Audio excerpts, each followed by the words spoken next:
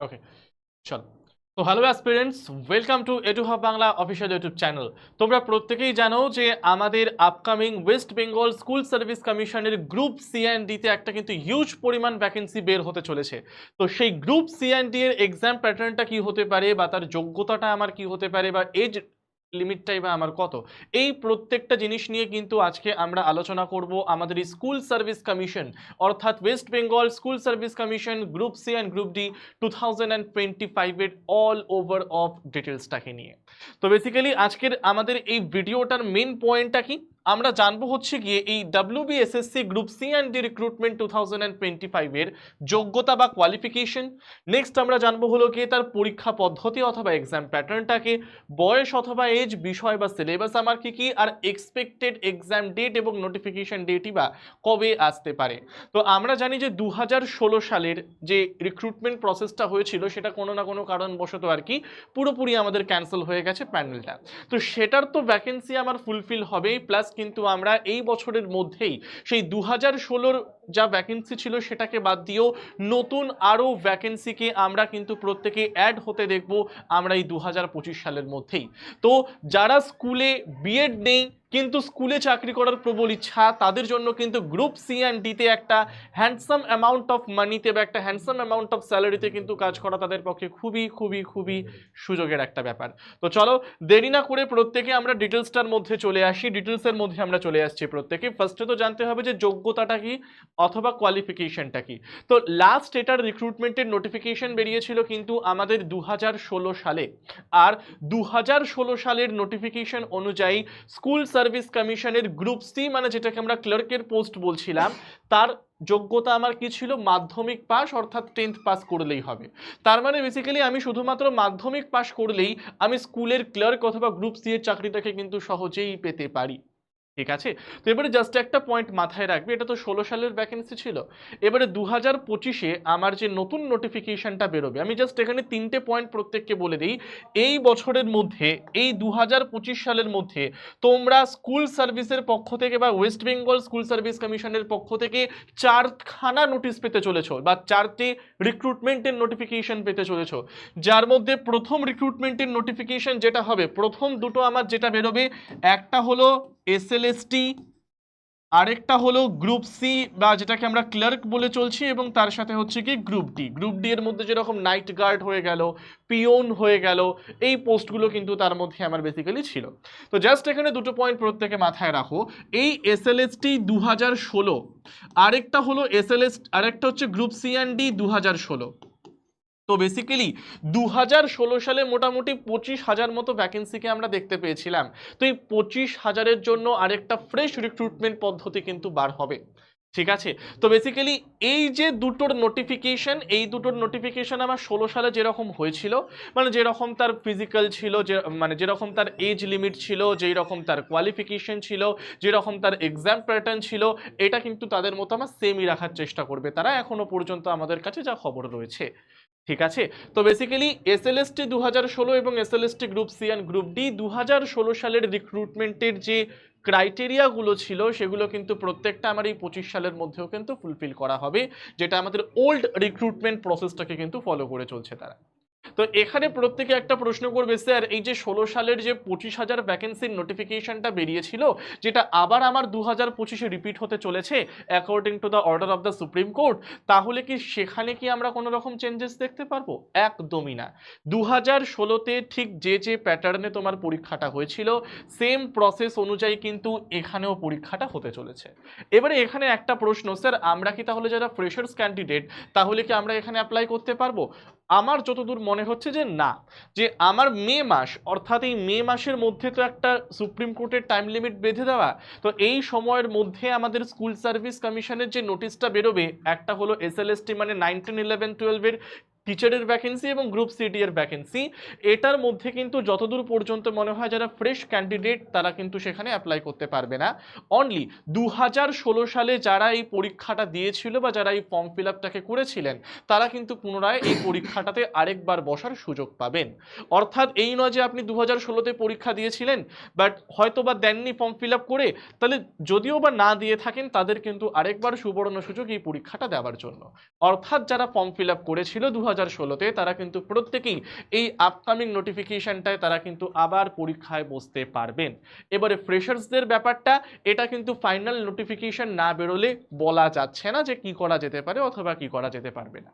ঠিক আছে, তো এই যে গ্রুপ সি অ্যান্ড ডি 2016 যতটা পরিমাণ ভ্যাকেন্সি আমরা ছিল তার নোটিফিকেশনটাকে আমরা একটা অ্যাজিউম করে বলছি, সেটা হচ্ছে কি 29 মে, অর্থাৎ মে মাসের 29 তারিখের মধ্যে কিন্তু তোমরা প্রত্যেকে এই নোটিফিকেশনটাকে বেরিয়ে যেতে দেখতে পারবে। পয়েন্টটা ভালো করে বোঝার চেষ্টা করো। মে মাসের 29 তারিখের মধ্যে, মে মাসের 29 তারিখের মধ্যেই কিন্তু তোমরা এই গ্রুপ সিডি 2016 সালের ভ্যাকেন্সিটাকে নতুন করে বের হতে দেখবি। আর যারা 2016-তে ফর্ম ফিল আপ করেছিলে তারা কিন্তু প্রত্যেকে আবার এই ভ্যাকেন্সিটাতে পরীক্ষা দিতে পারবে। ঠিক আছে, so date to be noted, এই ডেটটাকে প্রত্যেকে তোমরা নোট ডাউন করে নাও, 29 মে। ওকে, শুধুমাত্র কিন্তু গ্রুপ সিডিটার কথা আমি তোমাদেরকে বললাম, এসএলএসটির সেরকম কোনো খবর এখন আমরা পাইনি। ঠিক আছে, কারণ এখানে অনেক কিছু চেঞ্জেস হতে পারে। আচ্ছা, তো বেসিক্যালি গ্রুপ ডি এর যোগ্যতা আমার কত ছিল? অষ্টম শ্রেণী পাস, সেটা হচ্ছে কি 8th পাস।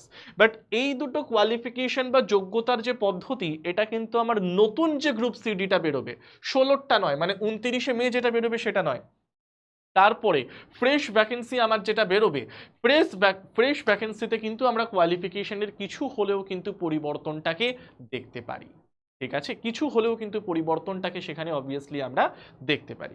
তো যাই হোক, পরেরটায় আমরা চলে যাচ্ছি, পরীক্ষা পদ্ধতি বা এক্সাম প্যাটার্নটা কি হতে পারে। যেরকম দেখো ক্লার্কের পরীক্ষা পদ্ধতি, তো ক্লার্কের পরীক্ষা পদ্ধতিতে, যেটাকে গ্রুপ সি আমরা বলছিলাম মাধ্যমিক পাশের জন্য, সেখানে কিন্তু তোমার প্রধানত যে ফুল মার্কস, যে মানে এমসিকিউ বেসড, অর্থাৎ পেন অ্যান্ড পেপার মোডে যে আমার এমসিকিউ বেসড গোল করা টাইপের পরীক্ষাটা হতে চলেছে, তার মধ্যে টোটাল ফুল মার্কস আমার কত? 60। এই 60-এর মধ্যে জেনারেল নলেজ ছিল হচ্ছে গিয়ে 15, কারেন্ট অ্যাফেয়ার্স ছিল হচ্ছে গিয়ে 15, জেনারেল ইংলিশের ভ্যালু ছিল হচ্ছে গিয়ে 15, আর অ্যারিথমেটিক পাতি বাংলায় পাটিগণিত থাকবে, সেটা হচ্ছে গিয়ে আমার কত নাম্বারে? সেটাও হচ্ছে গিয়ে কিন্তু আমার সম্পূর্ণ 15 নাম্বারে। তাহলে 4খানা করে বিষয়, এবং প্রত্যেকটা বিষয় যদি আমার 15 নাম্বার করে হয়, তাহলে 4 গুণ 15, ফুল মার্কস আমার কত? 60 নাম্বারের একটা লিখিত পরীক্ষা হবে।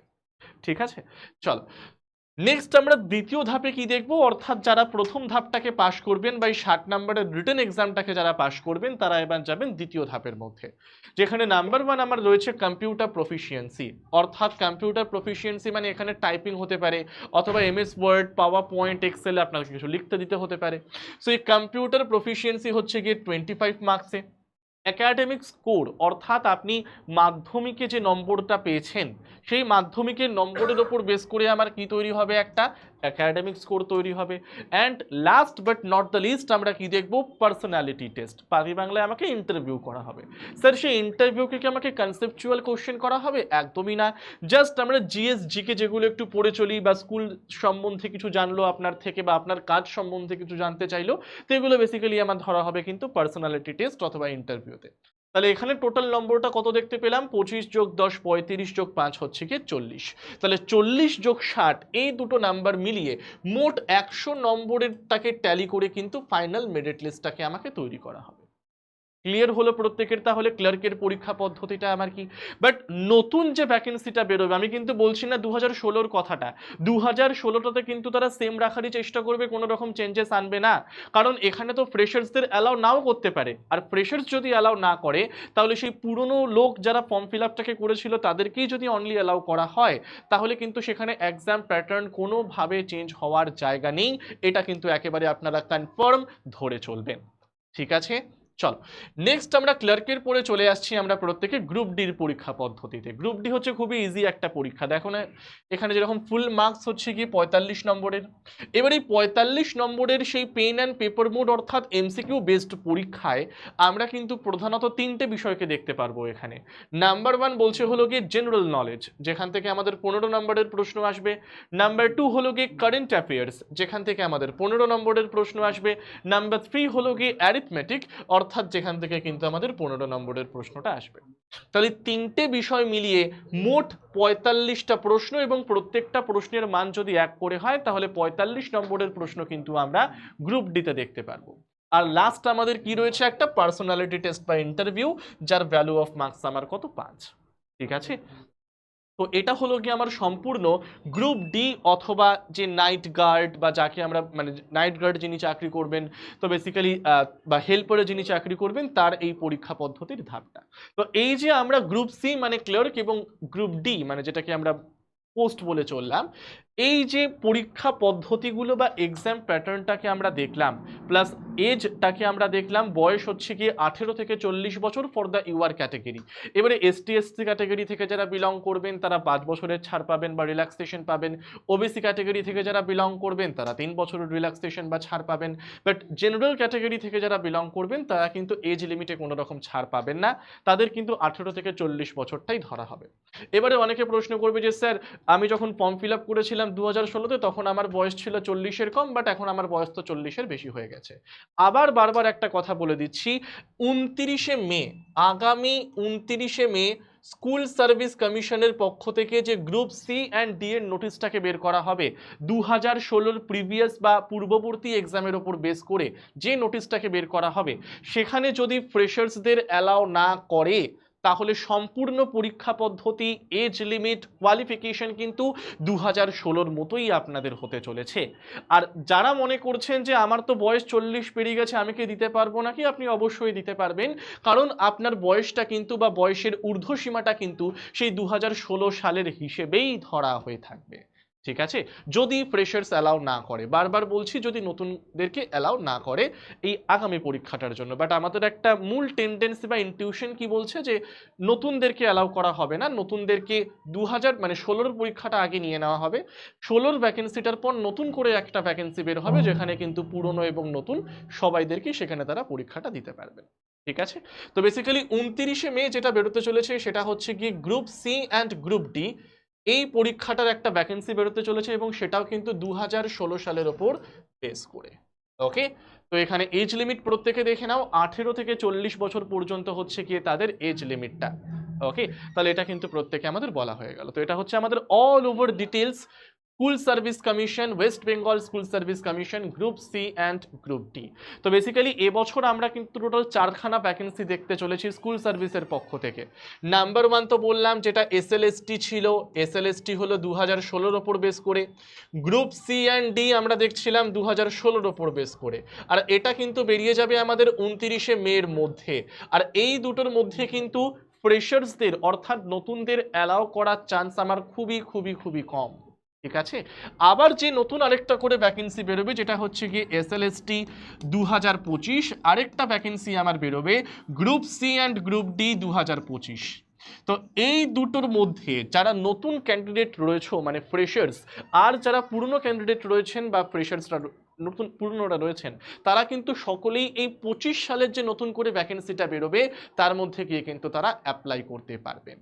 ঠিক আছে, হয়তো বা সেখানে আমাদের এক্সাম প্যাটার্ন, পরীক্ষা পদ্ধতি, কোয়ালিফিকেশনের মধ্যে অনেক রকম চেঞ্জেস আসতে পারে, বাট আগেরটায় যদি ফ্রেশার্স অ্যালাউ না করে তাহলে কিন্তু সেখানে না চেঞ্জ হওয়ার সম্ভাবনা প্রবল থেকে প্রবলতম হতে চলেছে।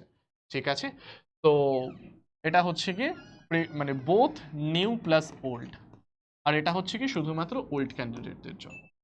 ঠিক আছে, তো বেসিক্যালি আমরা এটুহাব বাংলার পক্ষ থেকে, কারণ এবারে যখন পরীক্ষা হচ্ছে তখন তো নতুন করে সবাইকে পড়তেই হচ্ছে আবার, তো আমরা কিন্তু এটুহাব বাংলা ইউটিউব চ্যানেলের পক্ষ থেকে আমরা কিন্তু যারা এবছর ওল্ড ক্যান্ডিডেট মানে 16 সালের যে রিক্রুটমেন্টটা হবে গ্রুপ সি অ্যান্ড ডিতে, বা 25-এ ওল্ড আর নিউ ক্যান্ডিডেটদের নিয়ে যে নতুন রিক্রুটমেন্ট হতে চলেছে গ্রুপ সি অ্যান্ড ডি এদের, তো এই গ্রুপ সি অ্যান্ড ডিকে বেস করে আমরা কিন্তু এডুহাব বাংলার তরফ থেকে নিয়ে চলে এসেছি একটি কোর্স। এই কোর্সের ডিটেলস জানতে তোমরা এই নাম্বারটায় হোয়াটসঅ্যাপে একটা হাই লিখে দিতে পারো, নাম্বারটা হলো 6290137794। এই নাম্বারটায় প্রত্যেকে একটা হাই লিখে দিও। এছাড়াও কিন্তু আমরা ভিডিওর ডেসক্রিপশন বক্স অথবা কমেন্ট বক্সের মধ্যে এই SLST group C and D এর জন্য একটা হোয়াটসঅ্যাপ গ্রুপ ক্রিয়েট করে তার লিঙ্কটাকে কিন্তু প্রোভাইড করে দেবো। তো যারা যারা এই বছর নতুন হোক বা পুরনো হও, তারা যদি SSC group C and D পরীক্ষাটায় বসতে চেয়ে নিজের চাকরিটাকে কনফার্ম করতে চাও এবছরের মধ্যেই, তাহলে কিন্তু তোমরা প্রত্যেকে জয়েন করে যাও হোয়াটসঅ্যাপ গ্রুপে, যেখানে কিন্তু আমরা আমাদের এডুহাব বাংলার পক্ষ থেকে যে কোর্সেসগুলো আনা হবে group C and D related সেগুলোকে কিন্তু তোমাদের সেখানে দিয়ে দেওয়া হবে। এছাড়া নোটিফিকেশন থেকে শুরু করে কি কি আপডেট আসছে গ্রুপ সি অ্যান্ড ডিতে, প্লাস এক্সাম প্যাটার্নে কি কি চেঞ্জেস হতে পারে কি না হতে পারে, প্লাস মক টেস্টের কোশ্চেন অ্যান্সার সলভ, প্রত্যেকটাকেই কিন্তু আমরা করিয়ে থাকবো আমাদের এই পেইড কোর্সটার মধ্যে। ঠিক আছে, তো বেসিক্যালি এটা সম্বন্ধে আরো বিশদে জানতে তোমরা এই নাম্বারটায় কল করতে পারো বা হোয়াটসঅ্যাপে একটা হাই লিখে পাঠিয়ে দিতে পারো। প্লাস আমাদের ভিডিও ডেসক্রিপশন হোক বা মেসেজ বক্স হোক বা চ্যাট বক্স হোক, সেখানে কিন্তু হোয়াটসঅ্যাপ গ্রুপটাকে মেনশন করা থাকবে বা পিন করা থাকবে, সেখানে যুক্ত হয়েও কিন্তু তোমরা ডিটেলসগুলোকে জানতে পারো। ঠিক আছে, তাহলে আজকে SSC group C and D এর ভিডিও ডিটেলস এই পর্যন্তই রাখবো। টিল দেন প্রত্যেককে থ্যাংক ইউ এভরিওয়ান।